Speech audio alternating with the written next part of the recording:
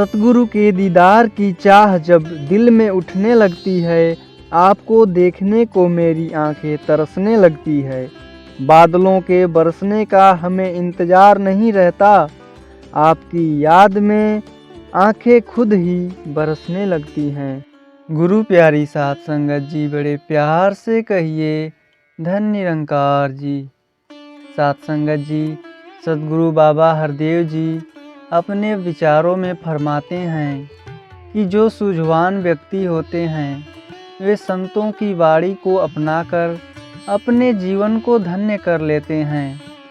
इसीलिए संत अपने वचनों को बार बार दोहराते हैं ताकि इंसान समझ जाए, संभल जाए और सही दिशा की तरफ चल निकले। इस दिशा की तरफ कदम बढ़ाने के कारण जहां हम ऊंचाइयों तक पहुंचते हैं, वहां मंजिल ए मकसूद प्राप्त हो जाता है। सत्संगत जी, इसके विपरीत दिशा जो अख्तियार कर लेते हैं वो मंजिल से दूर हो जाते हैं। वो ऊंचाइयों की तरफ नहीं बल्कि पतन की ओर चले जाते हैं। ऐसी राह चुनने के कारण उनको नासमझ, नादान और मूर्ख भी कह देते हैं। इंसान को एहसास नहीं है कि वह कैसे अंधकार में विचरण कर रहा है। जैसे वो शेर बाबा जी अक्सर दोहराया करते थे, होश की बातें करूँगा होश में आने के बाद। होश में आने से पहले नहीं, बेहोशी की हालत में कहाँ होश की बातें, कहाँ वो कदम उठाएंगे, कहाँ वैसी सोच और भावनाएं होंगी। गफलत की नींद में सोने वाले से हकीकत दूर होती है। सोने जाने वाले से किसी ने कह दिया कि सोने लगा है, जूते पहनकर ही सो जा, तो उसने कहा कि क्यों। आगे से वह कहने लगा कि सपने में कहीं जाना भी पड़ सकता है। यह पैमाना है समझदार और नासमझ होने का। जो समझदार है वह जूता पहनकर कभी नहीं सोएगा, क्योंकि वह जानता है कि सपना और हकीकत दोनों अलग अलग हैं।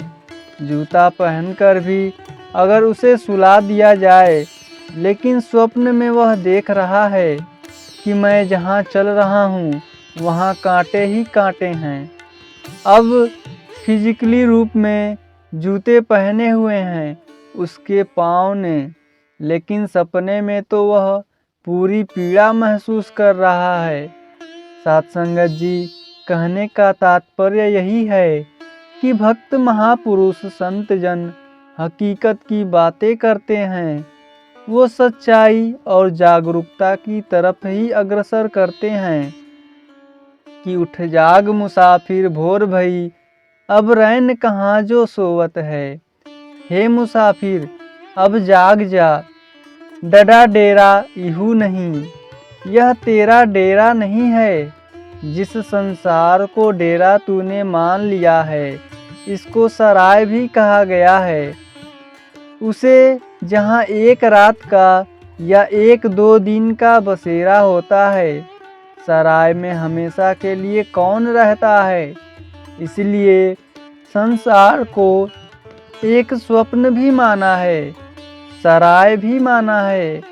महात्मा कहते हैं कि यहाँ यात्री आते हैं और आगे निकल जाते हैं, हमेशा यहाँ कोई नहीं रहता है।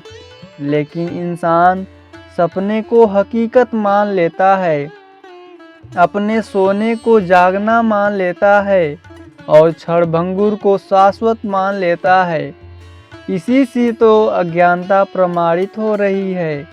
इसीलिए इतने अहंकार, इंसानी मैं की, शायद औरों ने तो यहाँ से रुखसत हो जाना है और मैं कायम रहूँगा।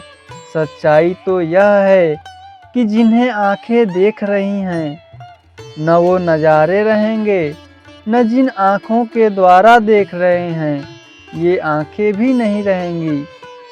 यहाँ तो एक ही सत्य है कि वास्तव में यह सब कुछ जिसको हम सत्य मान रहे हैं, उसी तरह से जैसे जब बहुत गर्मी होती है तो उस गर्मी में देखते भी होंगे कि सड़कों से जो गाड़ियां जा रही हैं और उसके सामने यह महसूस होता है कि शायद आगे पानी है।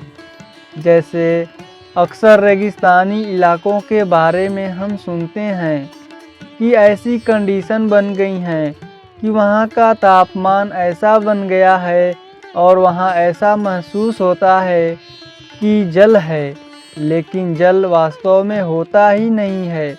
इसी प्रकार इंसान भी असत्य को सत्य मानकर उसी को जीवन में सर्वोत्तम स्थान देता चला जा रहा है। उसी में वह गलतान रह जाता है। इसी के कारण अपनों को भी बेगाना बना देता है, जो कि बिल्कुल शाश्वत नहीं है, उसको तरहीज देता है। एक कवि ने हिंदी में बहुत सादी पंक्तियाँ वह बातें कही हैं। सत्संगत जी, रिश्ते भी मन की खेती में गेहूं की तरह पकते हैं। इनको ढंग से न संभालो तो रिश्तों में भी घून लगते हैं। अगर विवेकी नहीं होते तो हम रिश्तों को भी कमज़ोर कर देते हैं।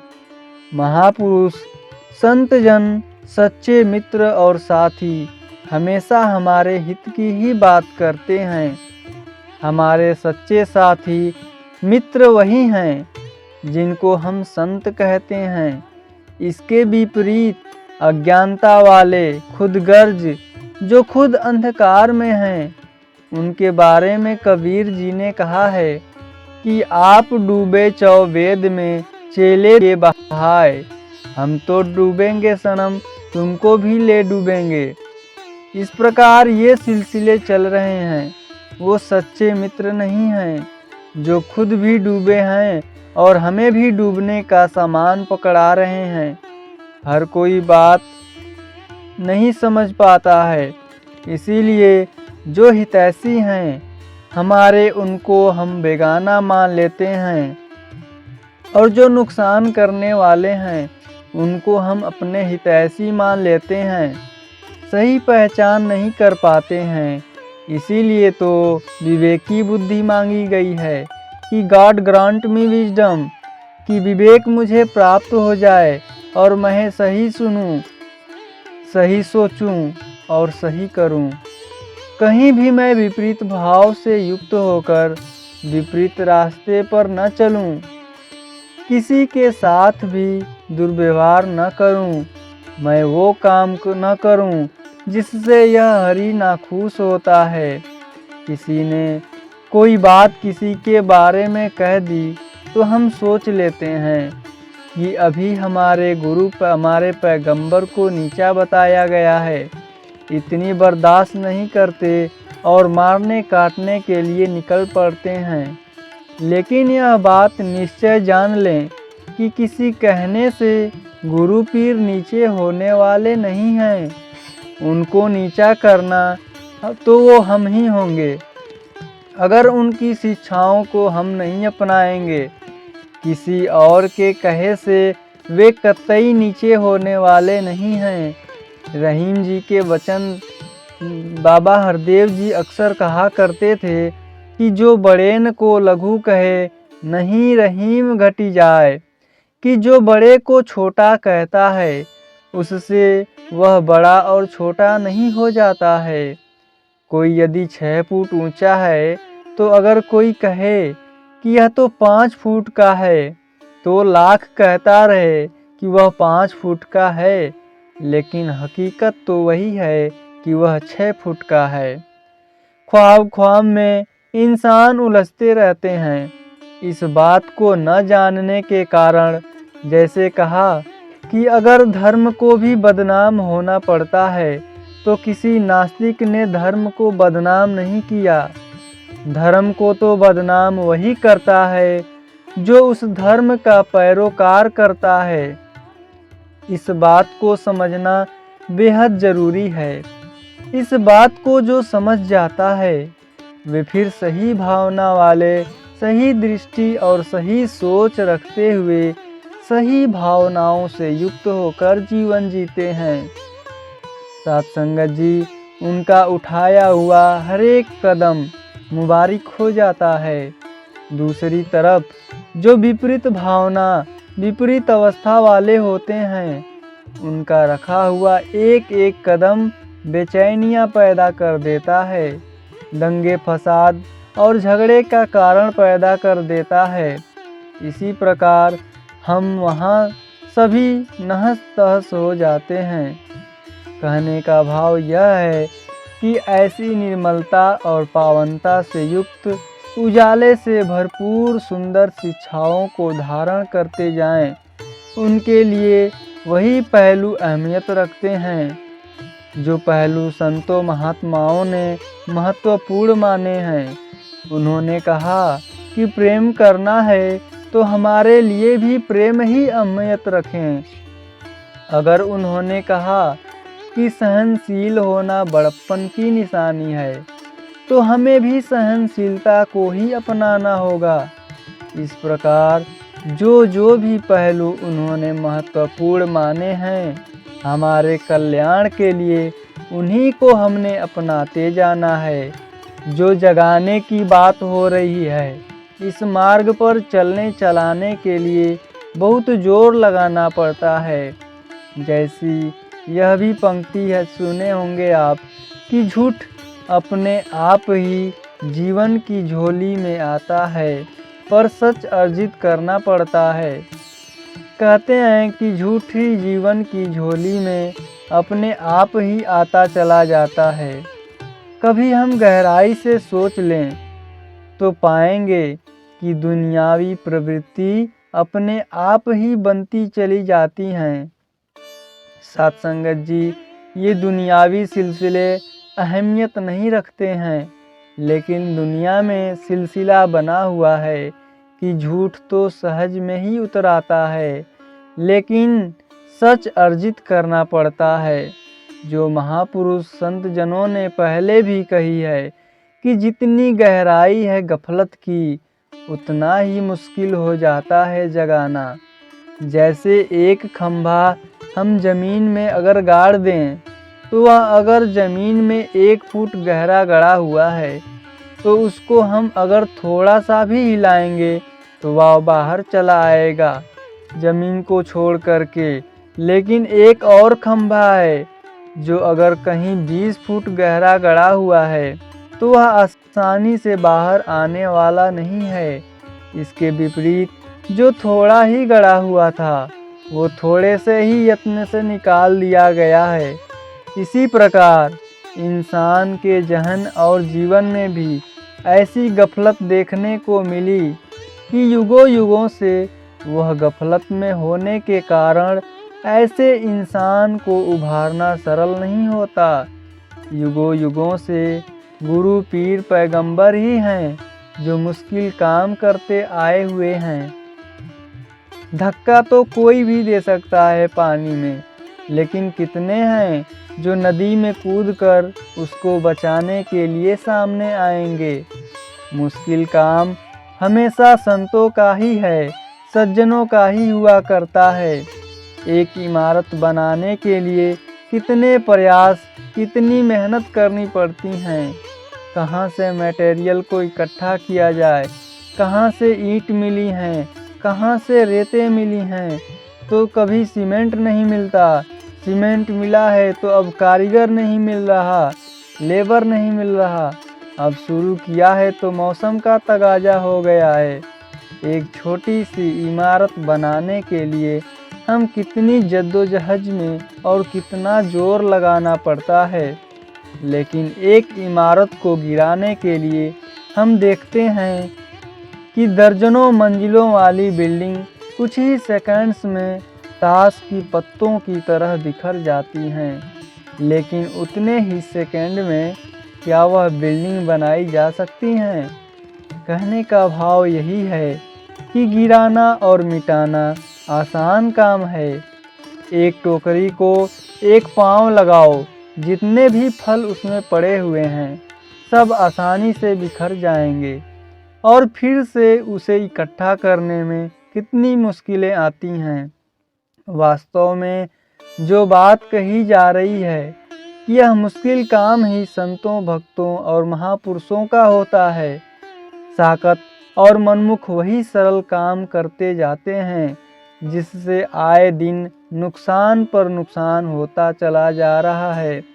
इसीलिए महापुरुष संतजन बार बार ऐसी ही शिक्षाएं प्रदान करते हैं कि हमने ऐसा जीवन जीना है जो अपने लिए भी कल्याणकारी हो, औरों के लिए भी राहत का कारण बन सके। समय तो बीत ही जाना है। कोई बलशाली, कोई ताकत वाला भी समय को कभी नहीं रोक सकता। पिछले कुछ बीते हुए सेकंड आपस वाले नहीं, आने वाले नहीं हैं। महीनों की तो बात क्या करें, वर्षों की बात क्या करें। समझदार तो वही है जो एक एक पल को सुंदर बना लेता है, खुशियों में जीवन जीता है। एक एक पल को सुंदर तब बना पाते हैं जब एक एक पल हमारा सही सोच के अनुसार होता है, जो हम नेकी करते हुए बिताते हैं, दूसरों को संभालने के लिए बिताते हैं। हम देखते हैं कि सेवा दल के नौजवान निष्काम सेवाएं निरंतर करते चले जाते हैं।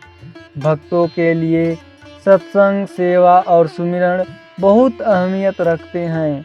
ये निष्काम सेवा करने वाले, ऐसी देने वाले वाकई संसार के लिए लाभदायक होते हैं। दूसरी तरफ छीना झपटी करने वाले, दूसरे का हक छीनने वाले, शोषण करने वाले वास्तव में नुकसान के कारण बनते हैं। इसीलिए महापुरुष संत जनों के कथन यही हैं कि समय तो हर किसी का बीत जाता है, साकतों का भी और साधुओं का भी।